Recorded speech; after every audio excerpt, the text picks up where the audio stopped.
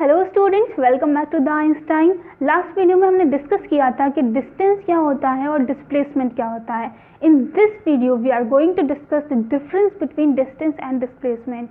Distance और displacement में difference क्या है, आप कैसे डिफरेंशिएट करेंगे कि डिस्टेंस क्या है और डिस्प्लेसमेंट क्या है। So that thing we are going to discuss in this video, so be with मी।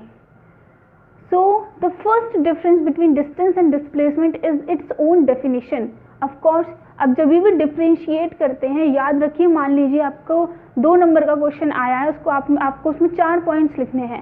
आपको 3 पॉइंट आ रहे हैं, आपको 1 पॉइंट नहीं आ रहा, तो आंख बंद करके दोनों चीज़ों की डेफिनेशन लिख दीजिए, 1 पॉइंट में बात खत्म हो जाएगी, क्योंकि डेफिनेशन भी एक तरीके का डिफरेंस ही होता है।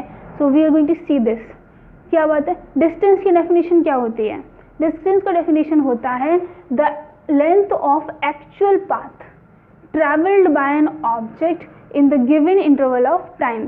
जो एक्चुअल पाथ होता है, जो ऑब्जेक्ट के थ्रू ट्रैवल किया जाता है गिवन इंटरवल ऑफ टाइम के दौरान, दैट इज कॉल्ड डिस्टेंस। लेकिन डिस्प्लेसमेंट में क्या होता है कि डिस्प्लेसमेंट में एक्चुअल पाथ होता है? नहीं होता। डिस्प्लेसमेंट में तो एक्चुअल पाथ नहीं होता। डिस्प्लेसमेंट में क्या होता है? डिस्प्लेसमेंट में होता है shortest distance between initial and final position. शुरुआत की जो पोजीशन है वो और जो आखिर में पोजीशन है वो, उन दोनों के बीच का जो सबसे छोटा डिस्टेंस होता है वो क्या होता है? डिस्प्लेसमेंट होता है।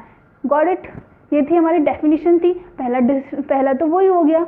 अब दूसरा क्या होगा? हम लोग थोड़ा सोचें तो ज़रा सोचिए, डिस्टेंस जो होता है हमारा वो पाथ पे, यानी कि जिस रूट से आप गए हो उस पर डिपेंड करता है या नहीं करता? डिस्टेंस ऑफ कोर्स करता है। एक बार देखिए, आपको यहाँ से यहाँ जाना है। अगर आप ऐसे ऐसे ऐसे जाएंगे, अगर आप ऐसे जाएंगे तो डिस्टेंस तो ये वाला माना जाएगा ना, यानी कि पाथ पर डिपेंड करेगा ना। लेकिन अगर डिस्प्लेसमेंट की बात की जाए तो क्या वो डिपेंड करता है? नहीं करता। डिस्प्लेसमेंट पाथ पर डिपेंड नहीं करता है। वो क्या होता है? केवल और केवल शॉर्टेस्ट डिस्टेंस होती है। उससे ये मतलब नहीं है कि आप किस पाथ पर चलकर गए हैं। सो हम 2 डिफरेंसेस को डिस्कस कर चुके हैं और हम डिस्कस करने जा रहे हैं तीसरा डिफरेंस। तीसरा डिफरेंस जो डिस्टेंस और डिस्प्लेसमेंट में है वो ये कि डिस्टेंस, अगर आपसे कोई पूछेगा कि डिस्टेंस पॉजिटिव में होता है, नेगेटिव में, या फिर तो व्हाट विल यू से? डिस्टेंस ना तो कभी नेगेटिव हो सकता है, ना ही कभी 0 हो सकता है। Distance always remains positive. How? We could see suppose, अगर कोई भी बंदा चलता है, 5 चला फिर 10 चला, तो वो क्या बोलेगा?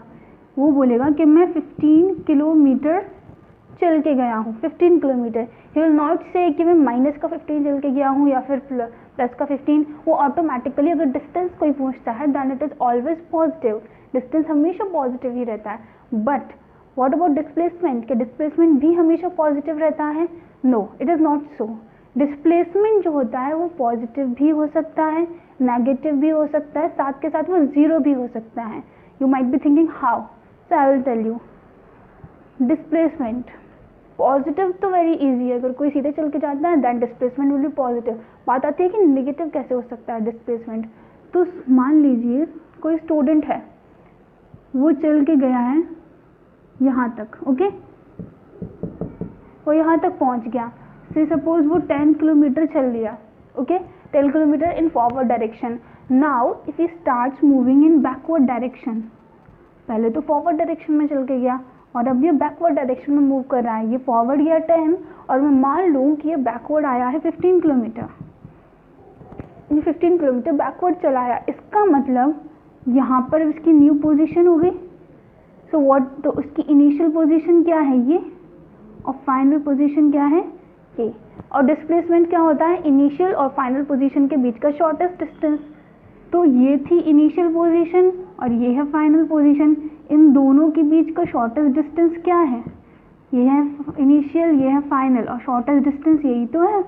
और वो है कितना? 10 यहाँ पे था और 15 यहाँ पे, तो ये कितना होगा? This will be 5 kilometre. ये है 5 किलोमीटर डिस्प्लेसमेंट। लेकिन ये केवल 5 किलोमीटर नहीं है, ये -5 किलोमीटर है। क्यों?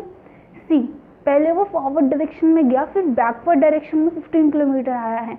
यानी कि ये जो डिस्प्लेसमेंट आया है वो नेगेटिव, क्यों? डायरेक्शन की वजह से, क्योंकि वो बैकवर्ड डायरेक्शन में 15 किलोमीटर आया था, यानी कि 5 किलोमीटर एक्स्ट्रा आया था बैकवर्ड डायरेक्शन में, इसलिए ये कैसा है?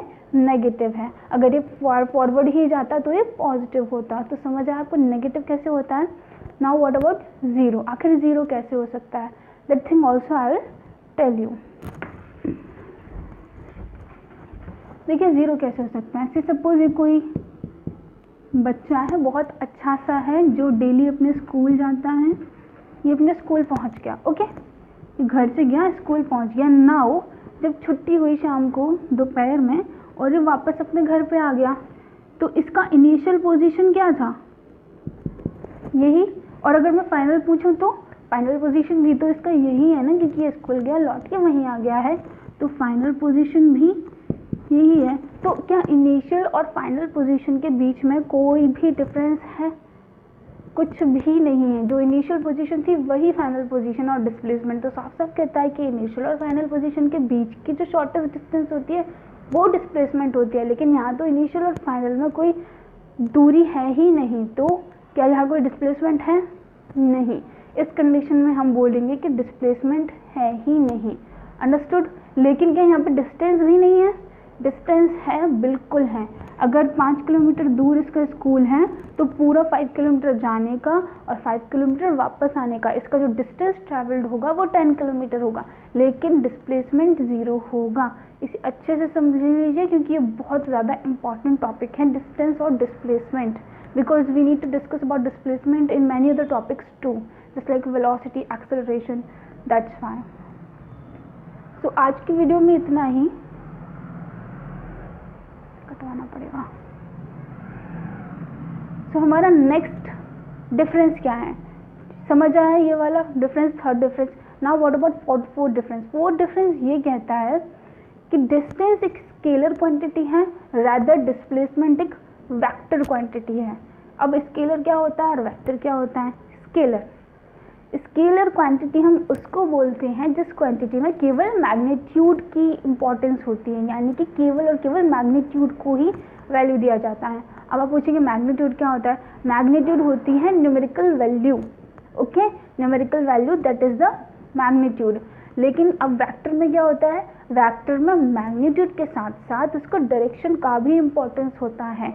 जस्ट लाइक अगर मैं आपसे पूछूं कि आपके घर से स्कूल के बीच में कितना डिस्टेंस है, तो आप अगर बोलते हैं मुझको 10 kilometres, then it is distance, आपने मुझे डिस्टेंस बताया है। लेकिन अगर मैं पूछूंगी आपके घर से स्कूल के बीच में कितना डिस्प्लेसमेंट है, तो आप मुझे बताएंगे 10 किलोमीटर्स विद डायरेक्शन, यानी कि आप कहेंगे 10 किलोमीटर्स ईस्ट या 10 kilometres north, 10 kilometre south, 10 kilometre west. You understood? Displacement में मैग्नीट्यूड के साथ साथ डायरेक्शन भी आता है, लेकिन डिस्टेंस में केवल और केवल मैग्नीट्यूड ही रहता है, उसमें डायरेक्शन का कोई वैल्यू नहीं होता है। Hope you understood what is scalar, what is vector, distance is scalar and displacement is what? Vector quantity. Hope you got all the differences. आपको सारे डिफरेंसेस पसंद आए हो, समझ आए हो, देन प्लीज़ लाइक कीजिए इस वीडियो को, शेयर कीजिए, सब्सक्राइब कीजिए। अगर आपको कोई भी डाउट है तो उसे कमेंट में लिखिए, I will solve that problem, okay? That's all, thank you.